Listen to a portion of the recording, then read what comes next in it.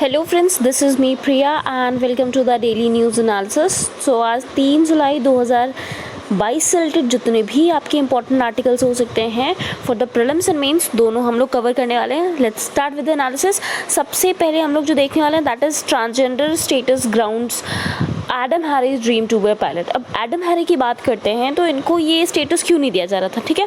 Basic बात करते हैं, इनके ट्रांसजेंडर होने पे इतना क्यों आप देखेंगे तो ये न्यूज़ में क्यों है। पायलट की बात करते हैं तो थोड़ा सा कंट्रोवर्शियल रहा है। ड्यूरिंग बर्थ इनका जो सेक्स था वो अलग था, ठीक। फिर जब ये धीरे धीरे ग्रो हुए हैं देन अलग, फिर ये हार्मोनल टैबलेट्स पे आए हैं तो कुछ सर्टेन डीजीसीए की बात करते हैं तो ये वो इनको पायलट लाइसेंस नहीं दे पा रहा था, ठीक है। उनके अपने रूल्स रहे होंगे एंड अब क्योंकि ग्रांट कर दिया गया है तो उसी के ऊपर ही आपको पूरा आर्टिकल देखने को मिल रहा है, ठीक। थोड़े बहुत इंपॉर्टेंट मैं यहाँ पर आपको इंस्टीट्यूशंस के नाम बताऊंगी जिसके बारे में आपको पढ़ना है। So let's start. In 2019 Adam Harry shot to fame as a country's first transgender trainee pilot. 2019 की बात करते हैं तो कंट्री के पहले ट्रांसजेंडर ट्रेनी पायलट के रूप में इनका नाम जाना जाता है। फर्स्ट थिंग, कोई भी अगर फर्स्ट है तो उसको जानना जरूरी हो जाता है, ठीक। Now, set to receive support from the Kerala government to become a commercial pilot। अब ट्रेनी पायलट अलग होता है। अगर आप commercial pilot as a profession choose करना चाहते हो तो आपको कमर्शियल पायलट में जाना पड़ेगा एंड उसके लिए केरला गवर्नमेंट ने इनको हेल्प भी की।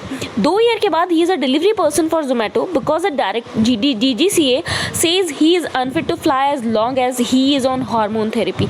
अब सोचिए, कोई ट्रेनी पायलट बनने के बाद में कमर्शियल पायलट भी बन सकता था बट स्टिल वो पर्सन आपका क्या कर रहा है, जोमेटो की डिलीवरी कर रहा है, ठीक। क्यों? क्योंकि DGCA ने क्या कह दिया है, directorate general of civil aviation ने, कि वो अनफिट है, ठीक। जब तक ये हार्मोनल थेरेपी पे है तब तक हम इसको क्या नहीं बना सकते हैं, पायलट नहीं घोषित कर सकते हैं। तो यहाँ पर पहला आपको पता लग गया किसके बारे में जानना है, DGCA के बारे में। क्या बना, कैसे बना, वर्किंग क्या है।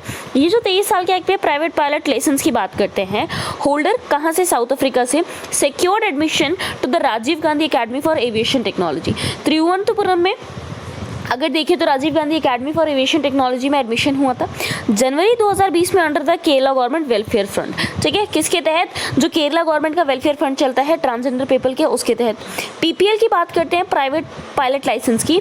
इसमें जो भी आपका होल्डर होता है उसको एरोप्लेन फ्लाई करने दिया जाता है एज ए हॉबिस्ट, ठीक। जबकि कमर्शियल पायलट की बात करते हैं तो वो क्या कर सकते हैं, अपना जो करियर ऑफ फ्लाइंग बना सकते हैं। उन्होंने इंस्टीट्यूट को जैसे ही ज्वाइन किया उनको क्लास 2 मेडिकल टेस्ट के तहत होके हुए गुजरना पड़ा। Now mister Harry was assign female at birth पे उनको फीमेल असाइन किया गया था। He identified himself as a trans man before the officials and displayed male physiological.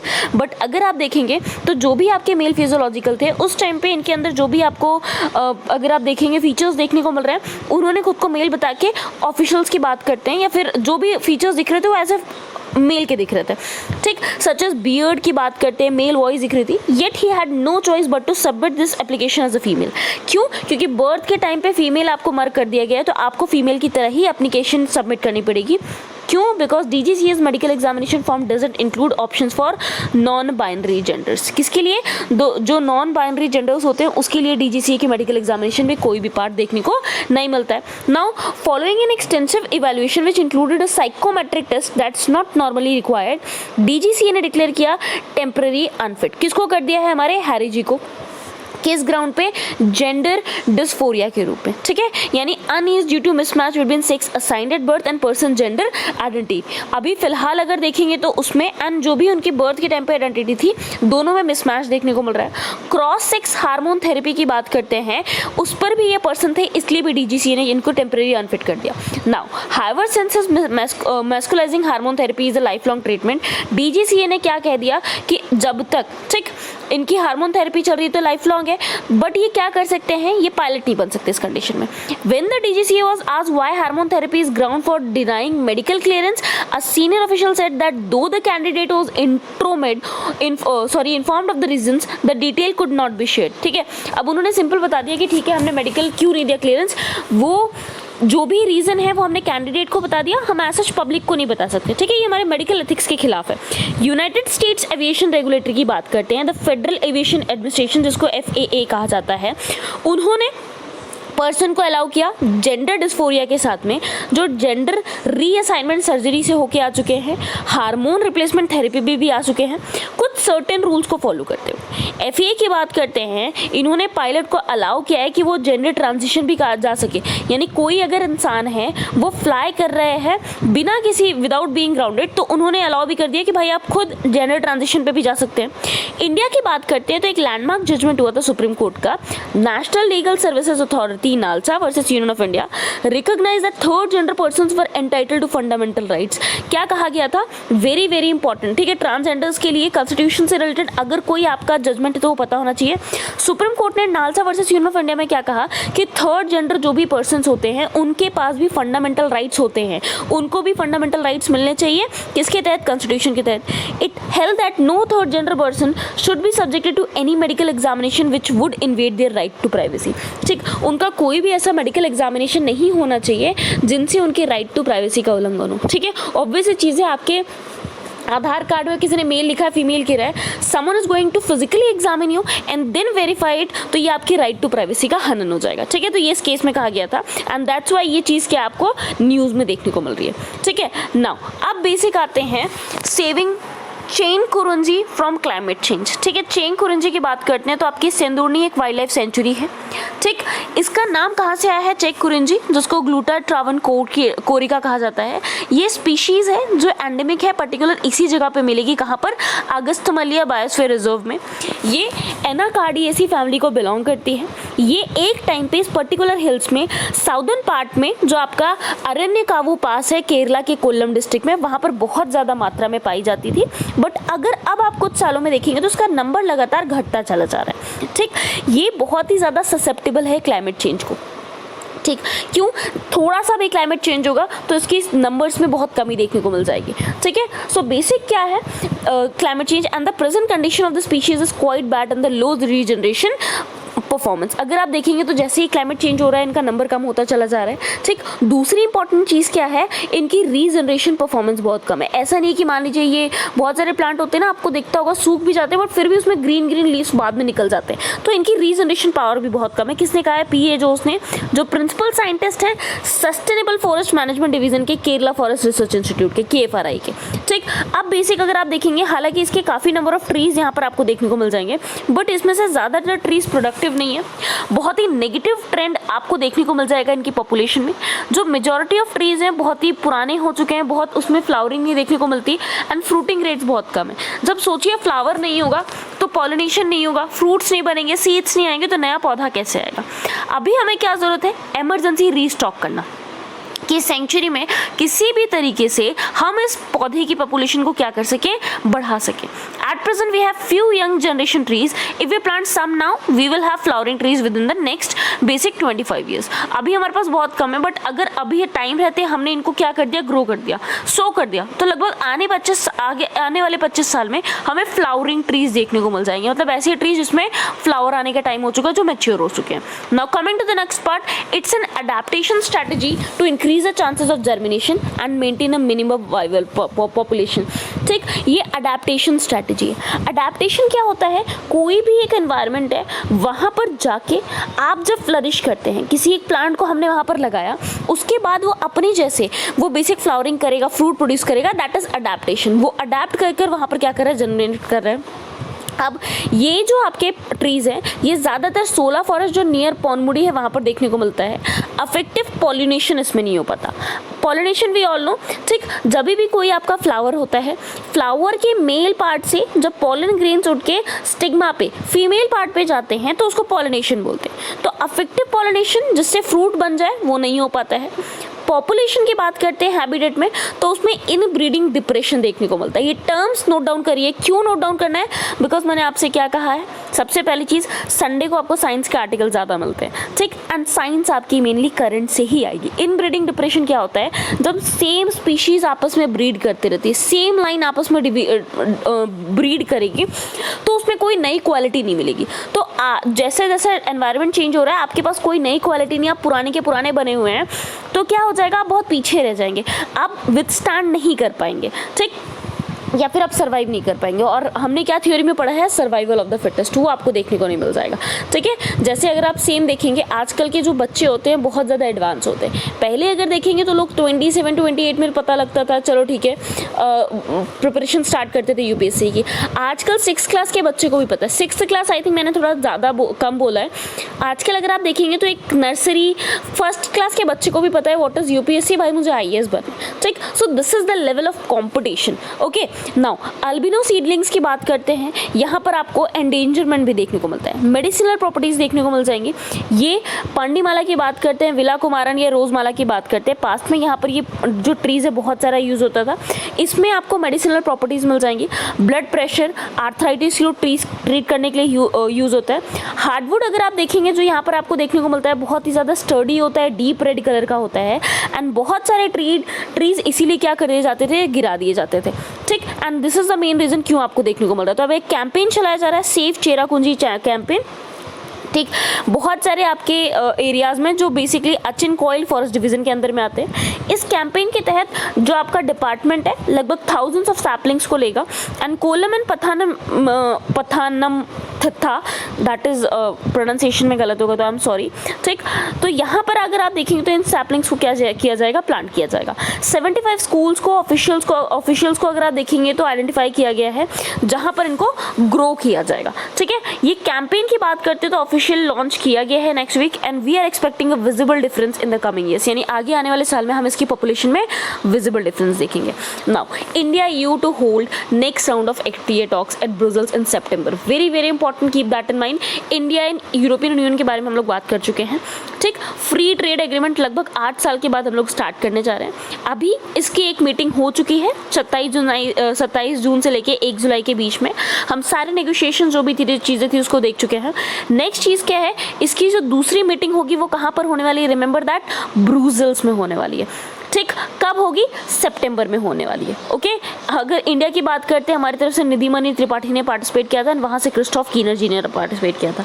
ठीक, ये जो आपका वीक लॉन्ग नेगोशिएशन था ये हाइब्रिड फैशन में था, यानी दिल्ली में बहुत सारे लोग आमने सामने भी मिल रहे थे एंड बहुत सारे लोग वर्चुअल भी मिल रहे थे। यहाँ पर बहुत सारे सेशंस हुए थे, बहुत सारे पॉलिसी एरियाज़ को डिस्कस किया गया था।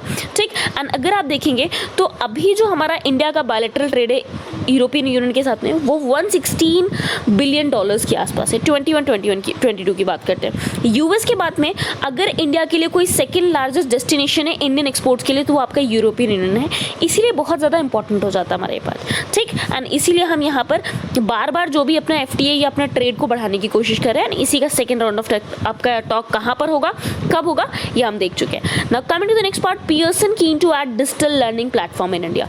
पियर्सन अनअकैडमी आप देखते हैं, बायजूस आप देखते हैं, वैसे ही अगर आप देखेंगे तो UK बेस्ड एक लर्निंग कंपनी है जिसका नाम है पियर्सन प्ली।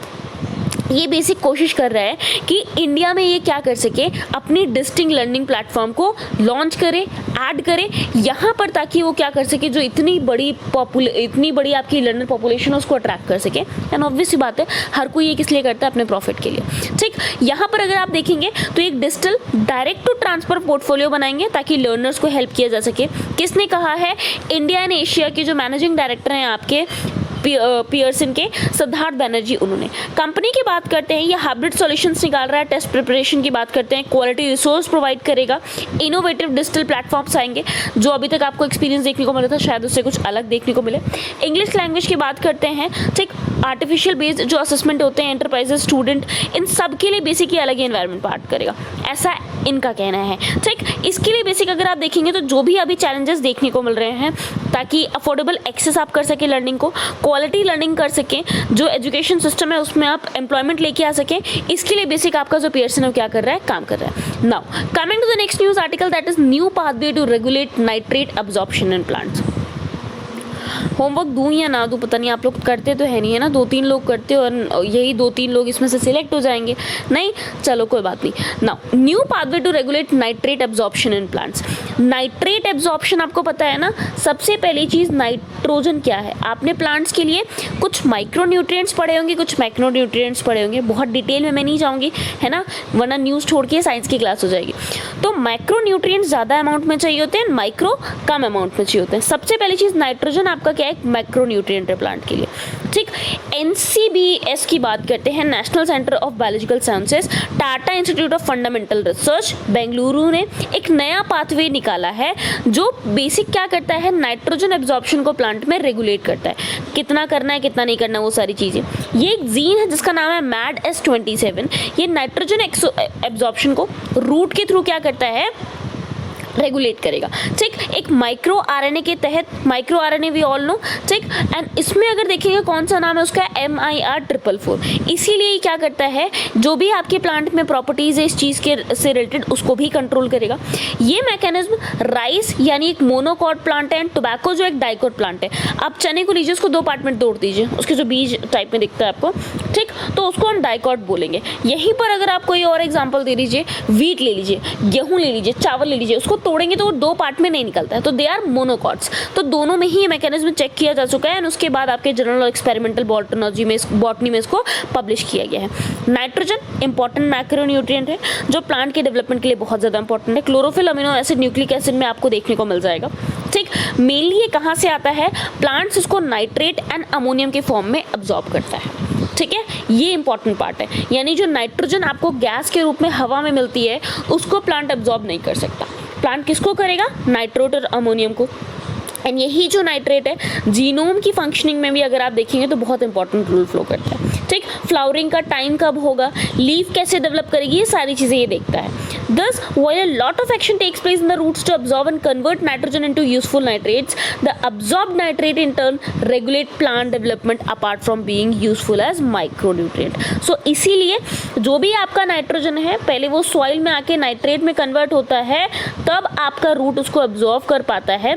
उसके अलावा ये प्लांट के डेवलपमेंट को रेगुलेट करता है। ठीक है, कौन, आपका नाइट्रोजन। ठीक, नाउ ये आप देख सकते हैं पूरी की पूरी मैकेनिज्म दी हुई है कि जो हार्मोन ऑक्सिन है वो भी रिस्पॉन्सिबल होता है वेल डेवलप्ड रूट्स के लिए प्लांट में, एंड किस तरीके से आपका नाइट्रोजन एब्जॉर्प्शन हो सकता है उसके लिए हम आपके mRNA के प्रोसेस को जान चुके हैं जिसके थ्रू अगर आप देखेंगे आपका जो नाइट्रोजन एब्जॉर्प्शन है वो क्या होता है, रेगुलेट होता है। तो दीज आर द थिंग्स जो अभी नई स्टडी है तो आपको इसके बारे में पता होना चाहिए। Now coming to the next part, India's patent law safeguards under fire. India के पेटेंट लॉ की बात करते हैं। आज क्या हुआ, मेरे को एक प्लांट मिला, मेरे को मेरी दादी जी ने बताया कि इस प्लांट के अंदर आपकी किसी एक पर्टिकुलर बीमारी के लिए हीलिंग प्रॉपर्टीज होती है।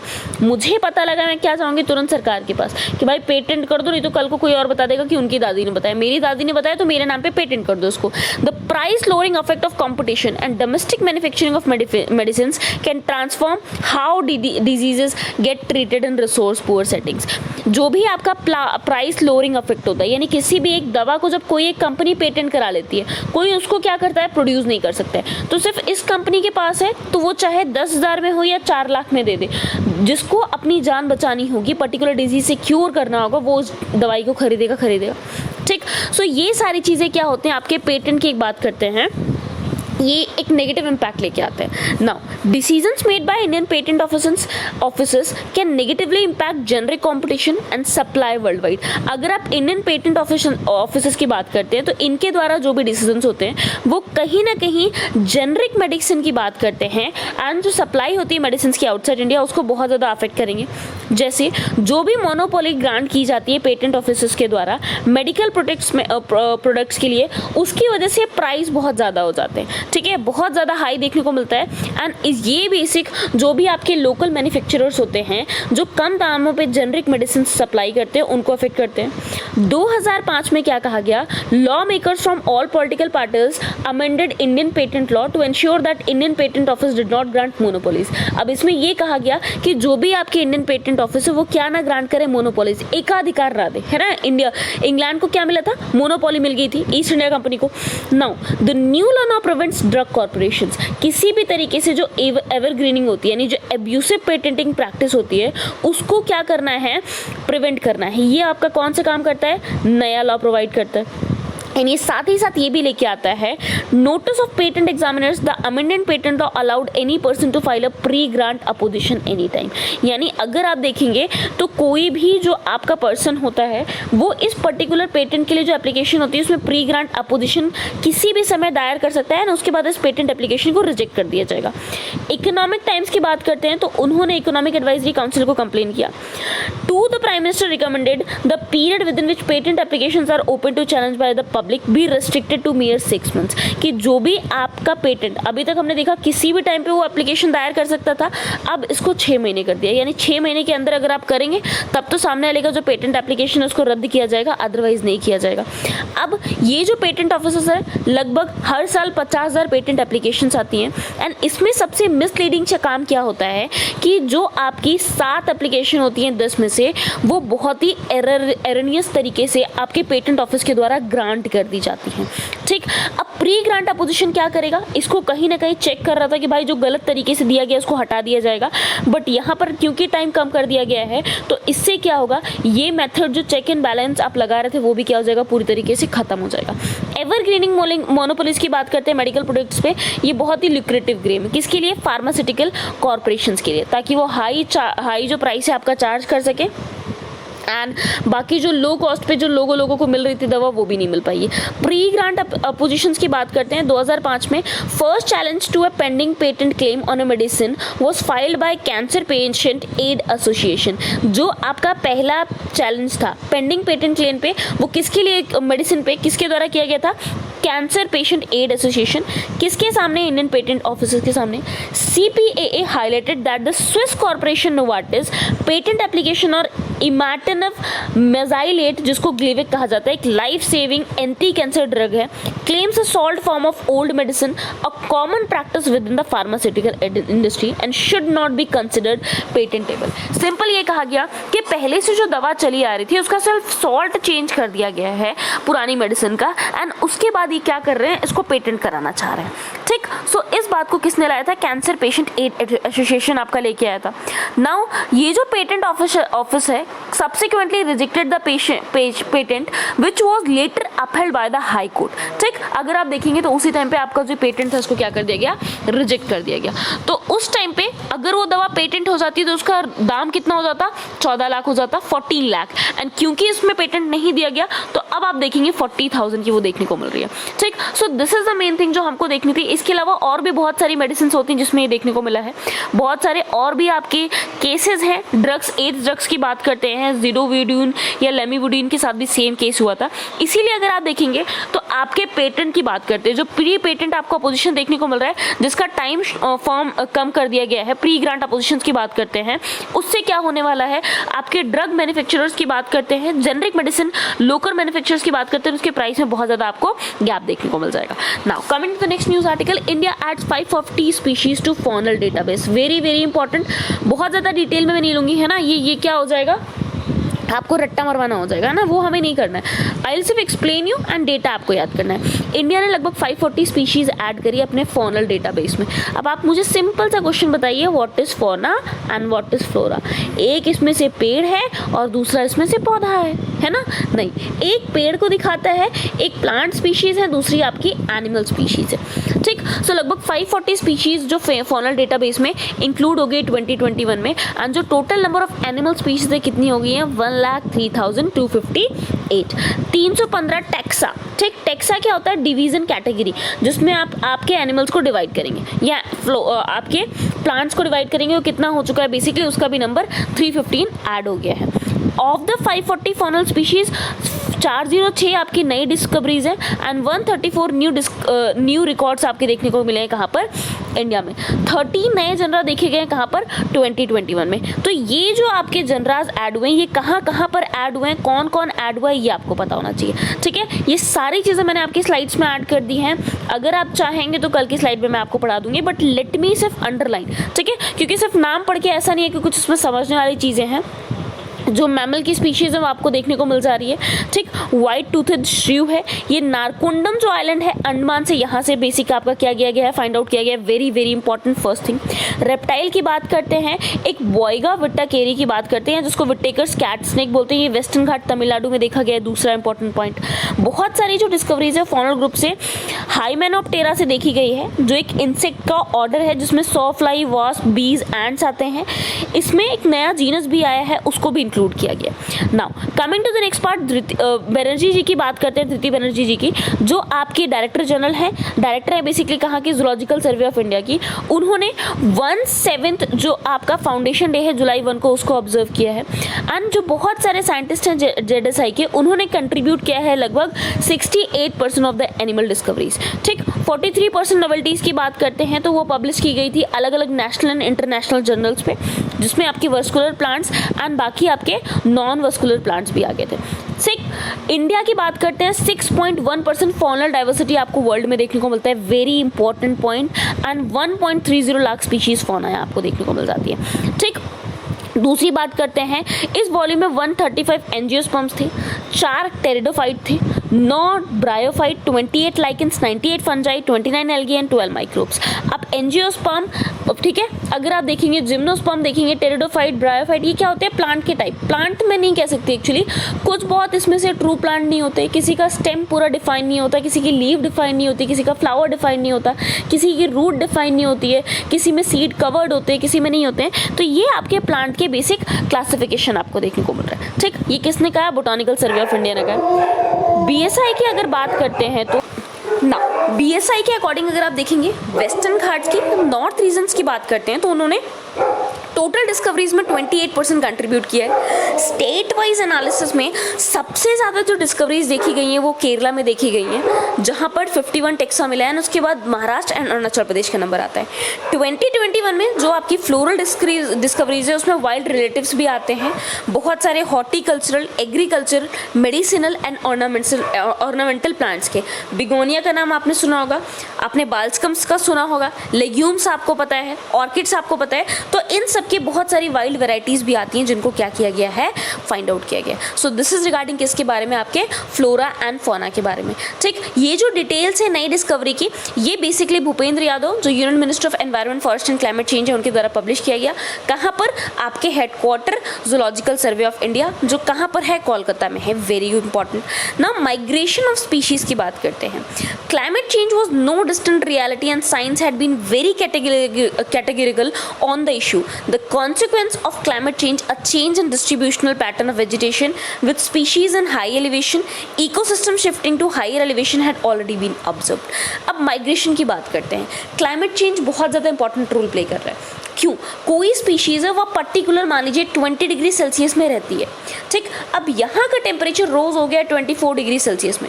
वो पहाड़ पे किसी पर्टिकुलर इलाके पे, हाइट पे रह रही थी जहाँ पर टेम्परेचर 20 डिग्री सेल्सियस होता था।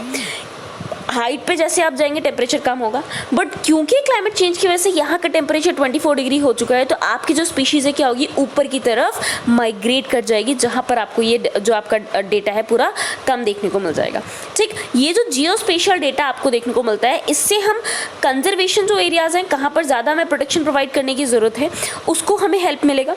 रिसेंट जो आपको फाइंडिंग मिली है ZSI की, वो हेल्पफुल हो जाएगी ताकि हम फॉरेस्ट मैनेजमेंट भी कर सकें एंड कोई नेशनल एक्शन प्लान लेके आ सकें, ताकि हम क्लाइमेट चेंज से क्या कर सकें, इन स्पीशीज़ को बचा सकें, ठीक है। सो ये थी चीज़ें, कौन कौन सी स्पीशीज़ कहाँ पर मेन मिली है, अंडमान, वो केरला वाली, तमिलनाडु वाली ध्यान रखिएगा, ठीक। एल्स जो परसेंटेज है उसको ध्यान रखिएगा। Now north east needs international routes. North east को क्या चाहिए, इंटरनेशनल रूट्स चाहिए। सबसे पहले बार बार अगर आप देखेंगे तो यहाँ पर आपको नेचुरल कैलामिटीज़ देखने को मिल रही है। आप फ्लड देख सकते हैं, लैंडस्लिप देख सकते हैं।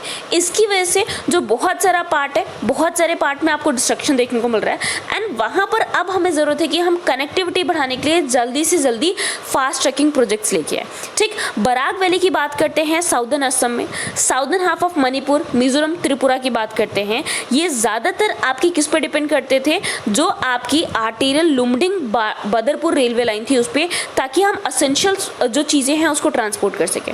नेशनल हाईवे की बात करते हैं, मेघालय के थ्रू उन्होंने कुछ बहुत जो पैसेंजर हैं, कार्गो लोड है, उसको क्या किया है, आपका ट्रांसपोर्ट किया है, बट स्टिल अगर आप देखेंगे तो उतनी ईजिली हम ट्रांसपोर्ट नहीं कर सकते हैं जितना हम पहले कर पाते थे जब आपका नॉर्मल रूट फंक्शनल था, ठीक है। सो यहाँ पर आपको क्या ध्यान रखना है, बराक वैली कहाँ पर लाई करता है, ठीक है। बराक वैली किस दो चीज़ों को कनेक्ट करेगा, लुमडिंग बर्दरपुर रेलवे लाइन आपकी कहाँ पर है, ठीक।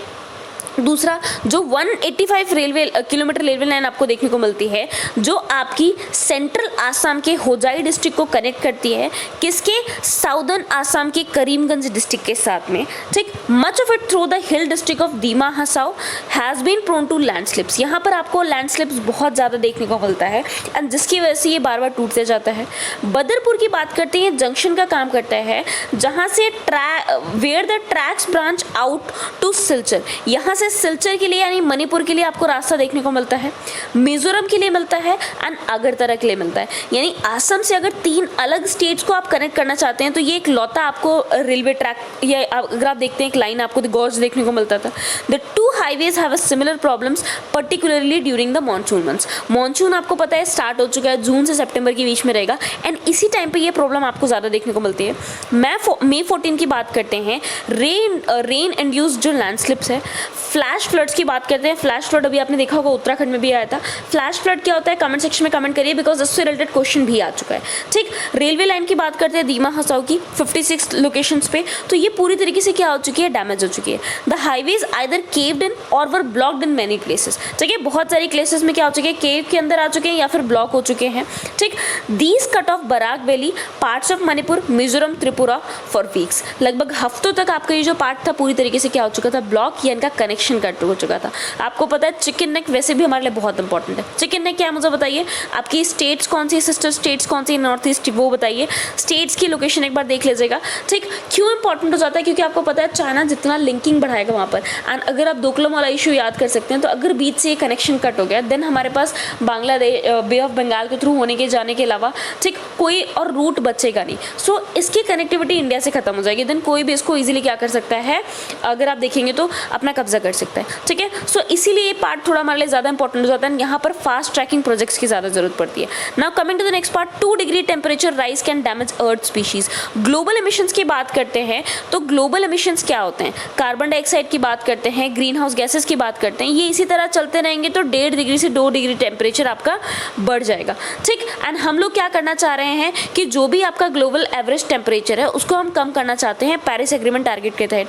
For the first time scientist study the consequences of allowing Earth's temperature to exceed these precautionary limit। हमने जो आपको लिमिट बताई है कि 1.5 से 2 डिग्री टेम्परेचर नहीं बढ़ना चाहिए, उससे अगर टेम्परेचर पार हो जाएगा तो साइंटिस्ट ने पता लगाने की कोशिश की है कि क्या क्या हो सकता है, कितना तबाही मच सकती है दुनिया में। The result suggest that temporary overshoot would cause waves of irreversible extinction. Extinction क्या होता है, विलुप्त। बहुत सारी स्पीशीज ऐसी हैं जो विलुप्त हो जाएंगी, और कैसे, इरिवर्सिबल, यानी एक बार अगर वो विलुप्त हो गई, एक बार एक्सटिंक्ट हो गई तो दोबारा वापस नहीं आ पाएगी। This is what the world can expect if humanity fails to make deep emission cuts this decade. अगर इस डिकेड में हम एमिशन कट नहीं अचीव कर पाए हैं तो ये सारी प्रॉब्लम हमारी ह्यूमैनिटी को, हमारी इंसानियत को फेस करनी पड़ेगी, ठीक। Just a few years of global temperatures above 2 degree could transform the world's most important ecosystem. जो भी इकोसिस्टम देखने को मिल रहा है, जो अर्थ को हैबिटेबल प्लैनेट बनाता है, वो पूरी की पूरी कंडीशंस आपकी चेंज हो जाएंगी। The consequences of this exposure could be irreversible and include the tropical forest running into savanna. Savanna क्या है मुझे ये बताइए, what is the difference between savanna, ठीक, एंड ट्रॉपिकल फॉरेस्ट। तो आपके ट्रॉपिकल फॉरेस्ट पूरी तरीके से सवाना में एक ऐसा ग्रासलैंड में चेंज हो जाएगा। अब सोचिए एक जगह ट्रीज मिल रहे हैं, एक जगह सिर्फ ग्रासलैंड मिल रहा है, ठीक। फूड कितना कम हो जाएगा, फूड कम हो जाएगा तो स्पीशीज भी कम हो जाएगी। The world would lose a critical global carbon sink leaving more planet warming gases in the atmosphere. Tropical forest की बात करते तो बहुत सारी कार्बन डाइऑक्साइड यहाँ के प्लांट्स, ट्रीज क्या करते थे, एब्जॉर्ब करते थे। जब यही नहीं रहेगा, सब सवाना में कन्वर्ट हो जाएगा, तो एक तो ऑलरेडी टेम्परेचर गर्म हो रहा था, कार्बन डाइऑक्साइड और एब्जॉर्ब नहीं कर पाएंगे तो गैसेस आपकी क्या होंगी, और ज़्यादा वार्मिंग करेंगी। सो दिस इज रिगार्डिंग अगर 2 डिग्री टेम्परेचर किस तरीके से राइज होगा तो उसको साइंटिस्ट रीड करने की कोशिश कर रहे हैं, उसके कॉन्सिक्वेंसेस को। ठीक है, पेरिस एग्रीमेंट क्या है इसके बारे में देख लीजिएगा, ग्रीन हाउस गैसेस क्या होती हैं एंड किस तरीके से ग्लोबल वार्मिंग होती है ये देख लीजिएगा। Now government on Saturday took aim once again at US commission for international religious freedom over comments expressing concerns over the treatment of minorities, human rights advocates and media which follow its report this year downgrading India's ratings on religious freedom. US body की बात करते हैं, ठीक, ministry of external affairs ने क्या कहा है, ये पूरी तरीके से क्या हो रहे हैं, बायस हो रहे हैं, पक्षपात कर रहे हैं। भाई इंडिया के लिए आप इतना गलत कमेंट दे रहे हो, क्योंकि यूएस की बात करते हैं तो ये यूएस की एक बॉडी है जो क्या करती है, दूसरे देशों में बताती है कि वहाँ धार्मिक स्वतंत्रता कितनी देखने को मिल रही है। मुझे एक बेसिक अगर आप कहेंगे that would wrong word to use, but मैं आपको बताती हूँ ना, जिसको ब्लैक पीपल कहते हैं यूएस वाले, उसमें किसी की डेथ हुई थी अभी। ठीक है, पुलिस ने बेसिकली बहुत बुरी तरीके से उनको चोक किया, तो उनका नाम मुझे बताइए। एंड ये रिलीजियस फ्रीडम की बात कर रहे हैं, है ना, US commission for international religious freedom, इन्होंने क्या कर दिया, कंसर्न बता दिया कि भारत में जो धार्मिक स्वतंत्रता है वो बहुत ही खतरे में है। USCIRF continues to misrepresent facts time and again in statement and reports in pursuance of its motivated agenda. Such actions only serve to strengthen concerns about the credibility and objectivity of the organism. हमारे basically spokesperson ने क्या कहा है कि ये जो भी आपका डेटा दिखा रहे हैं, जो स्टेटमेंट दिखा रहे हैं, जो रिपोर्ट दिखा रहे हैं, वो पूरी तरीके से क्या एक मोटिवेटेड एजेंडा है, उसमें किसी भी तरीके से फैक्ट्स एंड फिगर्स को नहीं लिया जा रहा है, उसकी कोई क्रेडिबिलिटी, कोई ऑब्जेक्टिविटी देखने को नहीं मिलती है। ठीक, तो यहाँ पर सबसे पहले आपका काम क्या है, USCIRF के बारे में पढ़ना, कैसी ऑर्गेनाइजेशन है, क्या काम करती है ना, इसका मेन बेसिक मोटिव क्या है। The comments are the latest in growing number of critical comments in the US over the issue. July 1, the US ambassador for international religious freedom, Rashad Hussain, said he was worried about calls for genocide within India and criticized what he called Union Home Minister Amit Shah's dehumanizing reference to Bangladeshi immigrants at termites। अब basic इनकी बात करते हैं तो रशद हुसैन जी ने क्या कह दिया है कि इनको बेसिक बहुत चिंता हो रही है कि दुनिया में, इंडिया में जीनोसाइड देखने को ना मिल जाए, है ना, जिसको हम कहते हैं मास किलिंग ऑफ ह्यूमन, बहुत सारे लोगों की एक साथ हत्या होने लग जाएगी, इसके बारे में इनको चिंता हो रही है। ठीक, अब बेसिक इनको क्या कहा जाए, ये कितना जान रहे हैं कितना नहीं जान रहे, बट फिर भी इनको इंडिया की इतनी चिंता हो रही है, हमें बड़ा अच्छा लग रहा है। देखिए ना, यूएस वालों को, रशद हुसैन जी को बहुत टेंशन हो रही है कि इंडिया में जीनोसाइड देखने को मिल जाएगा। ठीक, यूएस वाले खुद नहीं कंट्रोल कर रहे हैं, बट वो इंडिया की टेंशन कर रहे हैं, दैट इज गुड थिंग, है ना। हमें बेसिक परोपकारी होना चाहिए, अपना ना सोचे, दूसरों का सोचना चाहिए। नाउ इन्होंने क्रिटिसाइज कर दिया अमित शाह जी के डीह्यूमनाइजिंग स्टेटमेंट को भी। India now has a citizenship law that's on the books. India के पास नागरिकता कानून है, बट वो कह रहे हैं सिर्फ उनको किताबों में देखने को मिल रहा है। We have had open calls for genocide in India, we had attacks on churches, we have had a ban on hijab, we had demolitions of homes, ambassador Hussain said at conference in Washington पे एक conference हुई है, वहाँ पर उन्होंने कहा है कि चर्च पे हमने अटैक देखे हैं, हिजाब पे बैन कर दिया गया है। ऐसा तो कहीं नहीं है, अभी भी आप रोड पे जाएंगे, हर कोई फ्रीली घूम रहा है। ठीक, आप लखनऊ के इमामबाड़ा चले जाइए, अभी भी लोग आपको हिजाब में घूमते हुए मिल जाएंगे। सो दिस इज नॉट, है ना, आप ऊपर से देखिए ग्राउंड रियलिटी नहीं बता सकते। ठीक, तो दिस इज द थिंग कि यहाँ पर स्टेटमेंट बताया गया, आपको बेसिक इनकी बातों पे फोकस नहीं करना है बहुत ज़्यादा, आपको किस पे फोकस करना है, इसके बारे में। USCIRF क्या है, ठीक, अमित शाह जी ने बांग्लादेशी माइग्रेंट्स को क्या कहा, उस पर आपको फोकस नहीं करना है, आपको बेसिक इस इंस्टीट्यूशन पे फोकस करना है, क्योंकि मिनिस्ट्री ऑफ एक्सटर्नल अफेयर्स ने इस पर क्या किया है, कमेंट किया। सो दिस इज रिगार्डिंग आज के आर्टिकल्स के बारे में, जितनी भी इंपॉर्टेंट चीज़ें थी वो हम कवर कर चुके हैं। मिलते हैं कल के इंपॉर्टेंट न्यूज़ आर्टिकल्स में। Till then, thank you and take care.